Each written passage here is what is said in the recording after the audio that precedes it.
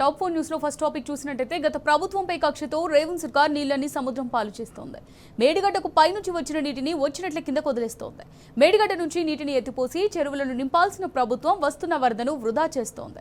వర్షాభావ పరిస్థితుల్లో చుక్క నీటిని జాగ్రత్తగా వాడుకోవాల్సిన దశలో వరద నీటిని సముద్రం పాలు చేస్తుంది. కాళేశ్వరం నుంచి జలాలు వృధాగా దిగకపోతున్నా కాంగ్రెస్ సర్కార్ చోద్యం చేస్తుంది. నీటిని పంపింగ్ చేసి నిల్వ చేసుకునే అవకాశం ఉన్నా వాడుకోవడం లేదు. ప్రస్తుతం ప్రాజెక్టుకు 1,22,440 క్యూసెక్ల నీరు ఇన్ఫ్లో వస్తుండగా అదే మొత్తాన్ని కిందకు వదులుతోంది. ప్రాజెక్టులోని 85 గేట్లకు గాను 85 గేట్లు ఓపెన్ చేసి నీటిని వదిలేస్తుంది.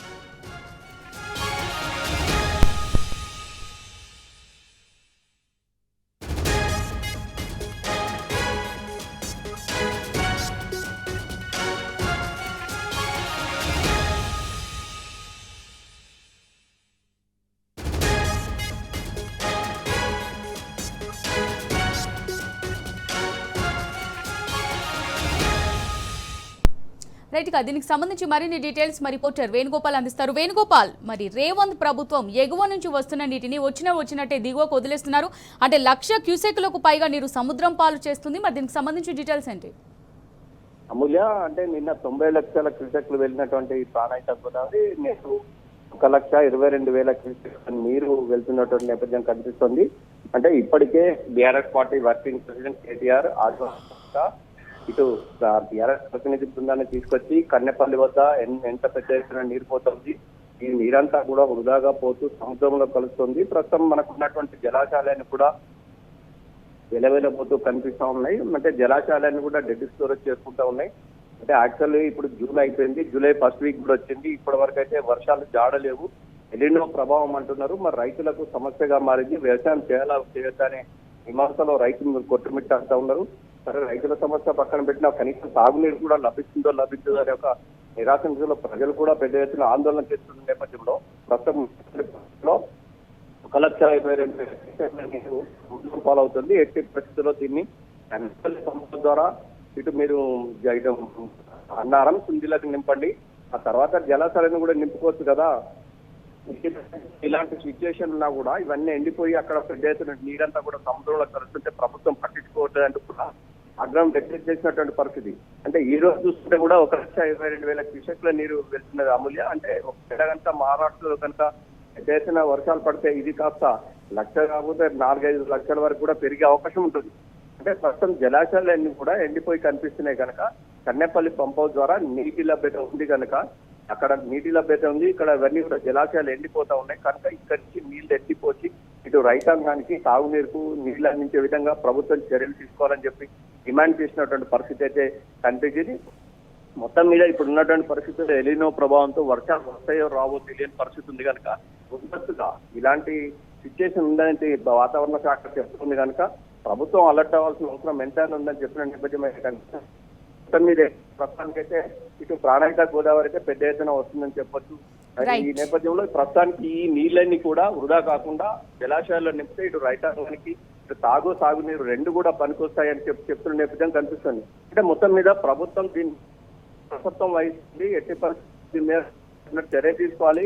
లేకుంటే మాత్రం పెద్ద ఎత్తున రైతాంగాన్ని తీసుకెళ్లి మేమే పంపులు ఆన్ చేస్తామని కూడా కేటీఆర్ అల్టిమేటం ఇచ్చినటువంటి పరిస్థితి అమూల్య. అంటే ఏదేమైనా కానీ మొత్తం మీద సముద్రం ప్రజలకు ఏ విధంగా చర్యలు తీసుకోవాలంటూ మొత్తం చేసినటువంటి డిమాండ్ ఒక ఎత్తు. మరోవైపు ఈ రోజు చూసుకుంటే కూడా 1,22,000 క్యూసెక్ల నీరైతే 85 గేట్ల ద్వారా మేడిగడ్డ వద్ద 85 గేట్లకి 85 గేట్లు వదిలిపెట్టినటువంటి పరిస్థితి. అంటే ఇవన్నీ కూడా సముద్రంలో కలుస్తున్నటువంటి పరిస్థితి కనిపిస్తుంది చెప్పొచ్చు Amulya. Right, thank you Venu.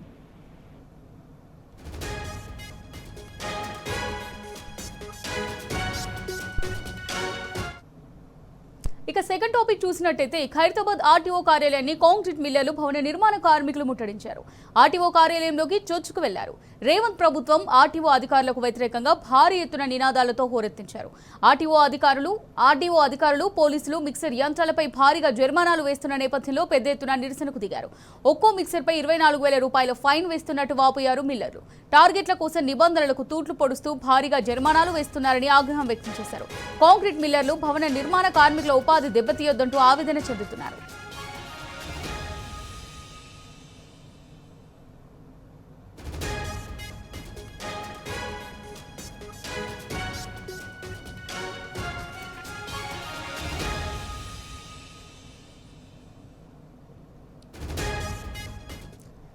Right గా దీనికి సంబంధించి మరిన్ని డీటెయిల్స్ మా రిపోర్టర్ కిరణ్ అందిస్తారు. కిరణ్, మరి మిక్సర్ యంత్రాలపై భారీగా జరిమానాలు విధిస్తున్నారని మిల్లర్లు అయితే ఆర్టీఓ ఆఫీస్ ను ముట్టడించారు. దీనికి సంబంధించి డీటెయిల్స్ ఏ విధంగా ఉన్నాయి? ప్రధానంగా ఆర్టీఓ కార్యాలయాన్ని ఇటు ఏదైతే కాంక్రీట్ మిల్లర్లతో పాటు భవన నిర్మాణ కార్మికులు పెద్ద ఎత్తున ముట్టడించారు. ఉదయం జరిగినటువంటి పరిస్థితి పూర్తిగా తమకు అన్యాయంగా అక్రమంగా ఏదైతే వేలల్లో ఉన్నటువంటి ఫైన్లు విధిస్తున్నారు, ఎక్కడ కూడా తమను పని చేసుకొని ఇవ్వట్లేదు, పుట్టగూరికి చేసినటువంటి పనులన్నీ కూడా ఆగిపోతున్నాయంటూ కూడా పెద్ద ఎత్తున రాష్ట్ర వ్యాప్తంగా ఉన్నటువంటి భవన నిర్మాణ కార్మికులతో పాటు ఉన్నటువంటి ఎవరైతే కాంక్రీట్ మిల్లర్స్ ఉన్నారో వాళ్ళంతా కూడా ఖైరతాబాద్ ఆర్టీఓ కార్యాలయాన్ని ముట్టడించినటువంటి సిచ్యువేషన్ కనిపించింది. ఉదయాన్నే భారీగా చేరుకున్నటువంటి వీళ్ళంతా కూడా గేట్లను తోసుకుంటూ లోపలికి వెళ్లి కమిషనర్ కార్యాలయం వద్ద బైఠాయించారు. అక్కడ ఉన్నటువంటి సిచ్యువేషన్ లో కూడా పోలీసులు వాళ్ళని నిర్వహించేటువంటి ప్రయత్నం చేసిన వాగ్వాదం చోటు చేసుకుంది. కాసేపటి తర్వాత కూడా ఏదైతే 500 నుంచి 600 మంది పెద్ద ఎత్తున అక్కడికి వచ్చి చేరుకున్నటువంటి పరిస్థితి. ఫైన్లు వేస్తూ దాదాపు 20,000 నుంచి 25,000 వరకు ఫైన్లు వసూలు చేస్తున్నారు. తమను పని కూడా చేసుకోనివ్వట్లేదు. పొట్టకూటి కోసం చేసుకున్నటువంటి పనికి సంబంధించి రాష్ట్రంలో కావచ్చు, ఇటు హైదరాబాద్ లో కూడా పెద్ద ఎత్తున కార్మికులు వీళ్ళంతా కూడా కాంట్రాక్ట్ ఎవరైతే కాంక్రీట్ మిల్లర్లు ఉన్నారో వాళ్ళ కింద 20 మంది పనిచేస్తూ ఉంటారు. దాదాపు లక్షల మంది ఉన్నటువంటి తమ కుటుంబాలను రోడ్డున పడేసే విధంగా పోలీసులు కావచ్చు, ఆర్టీఓ ఆఫీసర్లు ఎవరైతే ఉన్నారో వాళ్ళు పెద్ద ఎత్తున ఫైన్లు వేస్తున్నారంటూ ఆగ్రహం వ్యక్తం చేయడంతో పొన్నం ప్రభాకర్ నుంచి కూడా ఫోన్ వచ్చినట్టుగా తెలుస్తుంది. వెంటనే జారీ చేసినట్టుగా తెలుస్తుంది. అంతేకాకుండా అక్కడ ఉన్నటువంటి అధికారులు కూడా వారం రోజుల్లోగా సరైన పత్రాలు జారీ చేస్తాము, ఆ పత్రాలన్నీ కూడా తీసుకున్న తర్వాత ఖచ్చితంగా పత్రాలు రోడ్లపైకి రావాలి, లేదంటే మాత్రం ఖచ్చితంగా ఫైన్లు విధిస్తామని కూడా చెప్పడంతో వాటికి ఉన్నటువంటి పర్మిషన్లకు సంబంధించినటువంటి అంశాలు కూడా ఖచ్చితంగా పర్మిషన్ తీసుకున్న తర్వాత మాత్రమే బయటకు వస్తామంటూ కూడా అక్కడ ఉన్నటువంటి కాంక్రీట్ మిల్లర్లతో పాటు పూర్తిగా కూడా చెప్పారు. తర్వాత ధర్నాను కూడా విరమించినటువంటి పరిస్థితి మనకు కనిపించింది. Right, thank you Kiran. ఇక థర్డ్ టాపిక్ చూసినట్టయితే ప్రభుత్వ ఆసుపత్రులకు సర్జికల్ మెడిసిన్ సప్లై బంద్ అయింది. దీంతో శస్త్రచికిత్సలు వాయిదా పడగా పేద రోగులపై పెనుభారం పడుతోంది. టీజీఎం ఎస్ఐడిసికి బడ్జెట్ విడుదల కాకపోవడంతో గాంధీ, ఉస్మానియా, నీలోఫర్, ఎంఎన్జీ సహా ప్రభుత్వ ఆసుపత్రులకు సప్లై నిలిపివేసినట్టు twin cities medicine supply association తెలిపింది. సిరంజీలు, ఐవి కాన్యులాలు, గ్లోవ్స్, సక్షన్ క్యాథెటర్లు తదితర సర్జికల్ డిస్పోజబుల్ తీవ్ర కొరత ఏర్పడింది. దీంతో వైద్య సామగ్రి రేఖ శస్త్రచికిత్సలు వాయిదా పడుతున్నాయి. పేద రోగులు అవసరమైన వస్తువులను బయట మెడికల్ షాపుల్లో ఎంఆర్పీ ధరలకు కొనుగోలు చేస్తున్నారని, పెండింగ్ బకాయిలు వెంటనే చెల్లించి సప్లైలు పునరుద్ధరించాలని అసోసియేషన్ ప్రభుత్వాన్ని డిమాండ్ చేస్తోంది.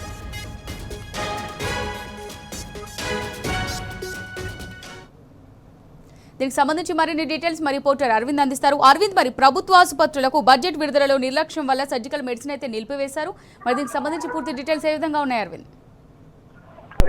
ఏదైతే చూసుకుంటే తెలంగాణ రాష్ట్రంలో వైద్య వ్యవస్థ పూర్తిగా పడకేసిందనే విధంగా కూడా చేస్తుంది ఈ ప్రభుత్వం. ఎందుకంటే దాదాపుగా గతంలో అనేక సార్లు కూడా అటు వైద్యులకు అటు ఏదైతే సరిగ్గా జీతాలు లేకపోవడం ప్రధాన ఇష్యూ అయితే, రెండో విధంగా అటు ప్రభుత్వ హాస్పిటల్లో మెడిసిన్ కొరత కూడా తీవ్రతరం అయిపోయింది. అటు గతంలో కూడా అటు ఏదైతే ప్రైవేట్ మెడిసిన్ సప్లై అసోసియేషన్ ఆధ్వర్యంలో గతంలో అనేక సార్లు కూడా ప్రభుత్వానికి అనేక నోటీసులు కూడా జారీ చేశారు. అప్పుడు గతంలోనే మెడిసిన్ బంద్ చేశారు. ఇప్పుడు ఏకంగా సర్జికల్ కు సంబంధించిన ఎక్విప్మెంట్ కూడా నిలిపివేసినట్టు కూడా వాళ్ళు డిమాండ్ చేశారు. గతంలో కూడా కొన్నిసార్లు కూడా అధికారుల మేరకు కూడా కొంత ఏదైతే సర్జికల్ సంబంధించిన ట్రీట్మెంట్ కి సంబంధించిన ఎక్విప్మెంట్ కూడా కొంత విడుదల చేశారు. కానీ ఇప్పుడు జరిగిన నేపథ్యంలో మాత్రం అటు ₹1 కూడా చెల్లించకపోవడంతో ప్రైవేట్ మెడిసిన్ సప్లై అసోసియేషన్ వారందరూ కూడా ప్రభుత్వ హాస్పిటల్ అటు ఉస్మానియా గానీ, గాంధీ హాస్పిటల్ గానీ, అటు ఎంఎన్జీ క్యాన్సర్ హాస్పిటల్, ఇవన్నీ హాస్పిటల్ కూడా సర్జికల్ సంబంధించిన మెడిసిన్ మొత్తం కూడా పూర్తిగా ఈ వ్యవస్థను కూడా నిలిపివేస్తున్నట్టు కూడా ఇప్పటికే తెలిపారు. దీనికి ఏదైతే ప్రభుత్వం బాధ్యత వహించి తక్షణమే వారికి పెండింగ్ లో ఉన్న బిల్లులు కూడా అన్ని చెల్లించి వెంటనే త్వరితగతిన డిమాండ్ చేశారు. గతంలో కూడా ప్రభుత్వానికి అనేక సార్లు చెప్పినా కూడా ప్రభుత్వం కూడా భయభ్రాంతులకు గురి చేస్తూ ఎవరైతే డబ్బు కోసం డిమాండ్ చేస్తున్నారో, ఎవరైతే బిల్లుల కోసం డిమాండ్ చేస్తున్నారో వారిని తప్పకుండా బ్లాక్ లిస్ట్ పెడదామంటూ కూడా అటు సెక్రటరీ గానీ, డిఎంఈ గాని దగ్గర నుండి గతంలో కూడా అనేక సార్లు ఆదేశాలు రావడంతో వాళ్ళందరూ ఇప్పటి నుండి కూడా బిల్లులు ఇవ్వకపోయేసరికి పూర్తిగా సర్జికల్ సేవలు నిలిపివేసినట్టు కూడా ప్రధానంగా తెలిపారు. అమూల్య, right, thank you Arvind.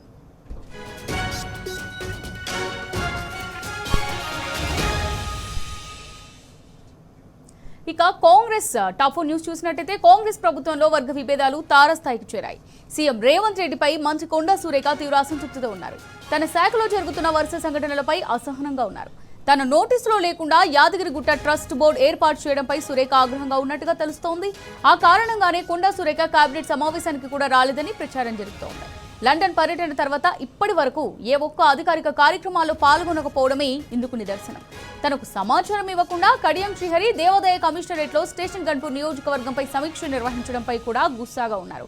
CMO సపోర్ట్తో ఫారెస్ట్ డిపార్ట్మెంట్లో అధికారులు కూడా ఇష్టారాజ్యంగా ప్రవర్తిస్తున్నారని కొండా సురేఖ ఆగ్రహంగా ఉన్నారు. ఫారెస్ట్ అధికారుల నిర్లక్ష్యంపై మంత్రి సురేఖ సీఎంకు ఫిర్యాదు చేసినా ఆయన పట్టించుకున్నట్లుగా చర్చ జరుగుతోంది. అయితే తాజా పరిణామాలపై CM Revanth, PCC chief Mahesh Kumar Goud, రాష్ట్ర కాంగ్రెస్ వ్యవహారాల ఇన్ఛార్జ్ మీనాక్షికి మంత్రి కొండా సురేఖ బహిరంగ లేఖ రాసే అవకాశం కనిపిస్తోంది.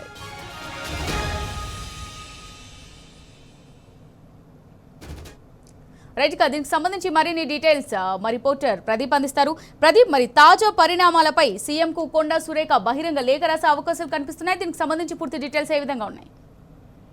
కొండా సురేఖ ఇటీవల కాలంలో ఆమె శాఖలో జరుగుతున్నటువంటి వరుస సంఘటనల పట్ల తీవ్ర అసంతృప్తి సంబంధించి పార్టీ అధిష్టానానికి ఆమె నేరుగా కంప్లైంట్ చేసేందుకు సిద్ధమయ్యారు. ఒక లేఖను కూడా ఆమె రాశారు. అయితే ఆ లేఖను బహిర్గతం చేయొద్దు, అసలు ఏం జరిగిందని మహేష్ కుమార్ గౌడ్ ఆరా తీశారు.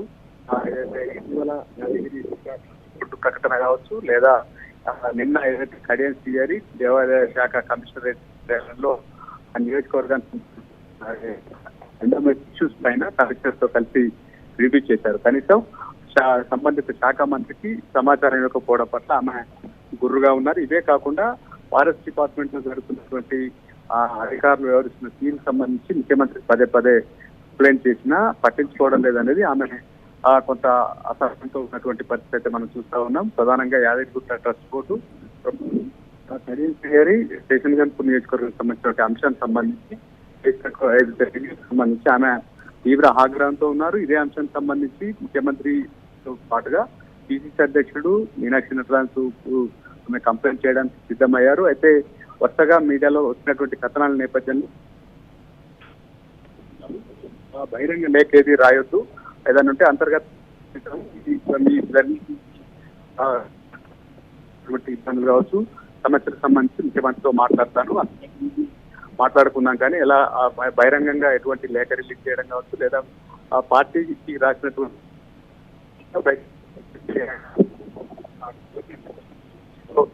సురేఖ ఏదైతే శ్రీహరి ఎపిసోడ్ సంబంధించి కడియం శ్రీహరి తన సంబంధించిన అంశాల్లో తన నోటీసులో లేకుండా ఎలా నేరుగా రివ్యూ చేస్తారు ఒక కమిషనర్ కార్యాలయం అని చెప్పి ఆమె అయితే కొంత తీవ్రంగా గుర్రుగా ఉన్నట్టయితే తెలుస్తా ఉంది. దీనికి సంబంధించి ఫర్దర్ గా ఎటువంటి సురేఖ వేస్తుందో అనేది చూడాల్సిన పరిస్థితి అయితే మహేష్ గౌడ్ అయితే బహాటంగా ఎటువంటి కామెంట్స్ కానీ లేదా లేఖను కానీ బయటనైతే పెట్టొద్దని అయితే తెలుస్తా ఉంది. Right, thank you Pradeep.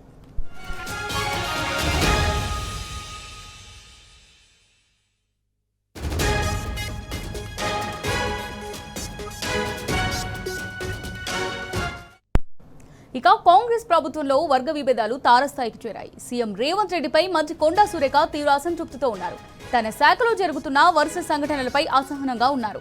తన నోటీసులో లేకుండా యాదగిరిగుట్ట ట్రస్ట్ బోర్డు ఏర్పాటు చేయడంపై సురేఖ ఆగ్రహంగా ఉన్నట్టుగా తెలుస్తోంది. ఆ కారణంగానే కొండా సురేఖ కేబినెట్ సమావేశానికి కూడా రాలేదని ప్రచారం జరుగుతోంది. లండన్ పర్యటన తర్వాత ఇప్పటి వరకు ఏ ఒక్క అధికారిక కార్యక్రమాల్లో పాల్గొనకపోవడమే ఇందుకు నిదర్శనం. తనకు సమాచారం ఇవ్వకుండా కడియం శ్రీహరి దేవాదాయ కమిషనరేట్లో స్టేషన్ గన్పూర్ నియోజకవర్గంపై సమీక్ష నిర్వహించడంపై కూడా గుస్సాగా ఉన్నారు. సీఎంఓ సపోర్ట్తో ఫారెస్ట్ డిపార్ట్మెంట్లో అధికారులు కూడా ఇష్టారాజ్యంగా వ్యవహరిస్తున్నారని కొండా సురేఖ ఆగ్రహంగా ఉన్నారు. ఫారెస్ట్ అధికారుల నిర్లక్ష్యంపై మంత్రి సురేఖ సీఎంకు ఫిర్యాదు చేసినా ఆయన పట్టించుకోనట్లుగా చర్చ జరుగుతోంది. అయితే తాజా పరిణామాలపై CM Revanth, PCC chief Mahesh Kumar Goud, రాష్ట్ర కాంగ్రెస్ వ్యవహారాల ఇన్ఛార్జ్ మీనాక్షికి మంత్రి కొండా సురేఖ బహిరంగ లేఖ రాసే అవకాశం కనిపిస్తోంది.